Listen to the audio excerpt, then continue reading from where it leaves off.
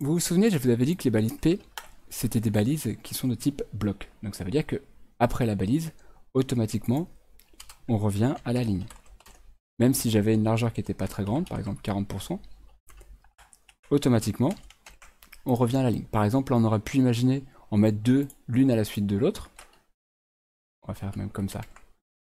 On aurait pu avoir toutes les balises les unes à la suite de l'autre, après tout on a la place, mais comme ce sont des balises de type bloc, ça impose un retour à la ligne. Et bien sachez qu'avec la propriété display, on peut changer ce comportement. Par défaut, donc pour pour ce type de balise, ça exige, c'est un type bloc, mais on aura pu le transformer en inline en disant que dorénavant, toutes les balises P auront une façon de s'afficher qui soit en ligne. Et donc dans ces cas-là, elles vont toutes être en ligne. Donc là, on remarque qu'on a un problème de comportement à cause du margin, et on aurait pu dire que ce sont en ligne, mais avec un peu un comportement bloc.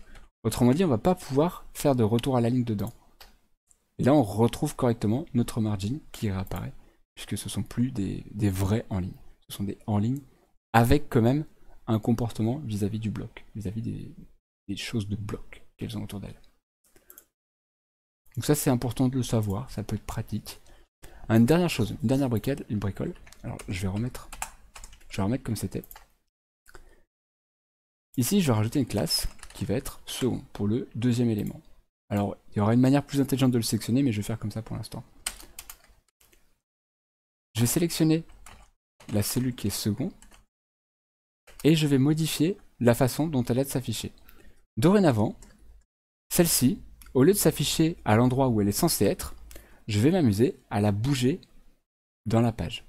Donc, l'élément second, dorénavant, sa position, au lieu d'être là où elle est censée être, elle va être par exemple absolute. Donc ça veut dire que je vais la positionner de manière absolue par rapport à son parent. Donc là, en l'occurrence, son parent, elle est ici, son parent, ça va être le body.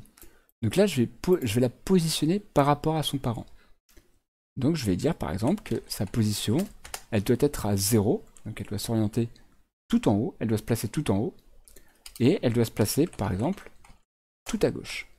Donc là, le second élément, il va partir d'où il est, et il va partir dans le coin en haut à gauche.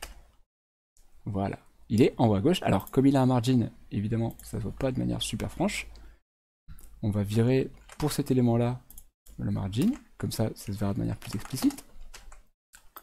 Hop, et voilà, mon élément, il est parti tout en haut à gauche, par rapport au body. S'il avait été inclus dans quelque chose d'autre, il aurait été tout en haut à gauche de ce quelque chose d'autre. Il se sera décalé à l'intérieur de cet élément. On est vraiment par rapport aux parents. Si on voulait être tout le temps par rapport au body, on fait une position fixed. Et dans ces cas-là, il ne bougera plus. Quand je fais position fixed, même si j'avais 12 000 éléments, qui me permettraient d'avoir un petit ascenseur pour défiler, même si je descends, vous voyez, comme il est fixed tout en haut à gauche, eh bien, il ne bouge pas. J'aurais pu le mettre fixed en étant un petit peu au milieu. Et donc, il reste toujours plaqué au milieu. Donc ça, ce genre de choses, c'est pratique pour avoir, par exemple, une en-tête fixe sur votre page. Ou alors pour avoir un menu sur la gauche qui reste là tout le temps, qui va tout le temps être là. Ou des choses comme ça. Par contre, vous avez remarqué que quand il est fixe, je ne sais pas si vous avez remarqué, vous avez peut-être remarqué, que quand il est fixe, il se superpose aux éléments d'en dessous. Donc ça, il faut le prendre en compte. Il faudra penser à décaler tout le monde de la taille de cet élément-là pour pas que les autres passent en dessous. Sinon, pour pas tout le moins que le premier il passe en dessous, sinon on ne le verra jamais le premier. Ça pourrait être gênant. Et sinon, il y a aussi une position qu'on utilise un petit peu moins souvent, qui est la position relative. La position relative, elle nous permet de nous placer par rapport. Alors, je vais remettre la marge pour qu'il soit comme les autres. La position relative nous permet de nous placer par rapport à sa position initiale. Donc là, sa position initiale, elle est ici. Si je lui dis qu'il doit être décalé de 10 px sur la droite, eh bien, par rapport à sa position initiale, il va se décaler de 10 pixels. Si je voulais le décaler d'un peu plus, on aura pu le décaler de 25 pixels. Par rapport à sa position initiale, il va se décaler de 25 pixels. Et de la même façon, par rapport à en haut, je pouvais le décaler par exemple de 25 pixels aussi. Et là, du coup, sa position initiale, il est là. Il prend de la place à cet endroit-là, mais en termes de rendu, il est rendu un petit peu plus loin à droite et un petit peu plus loin en bas.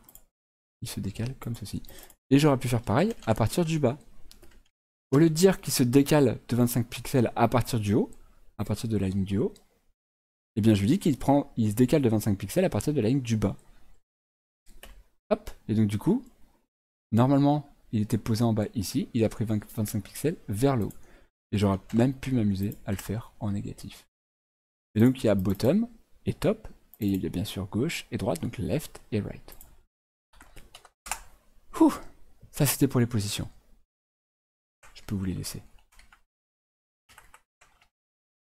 Un sacré morceau, hein. Voilà. Ça c'était pour les positions.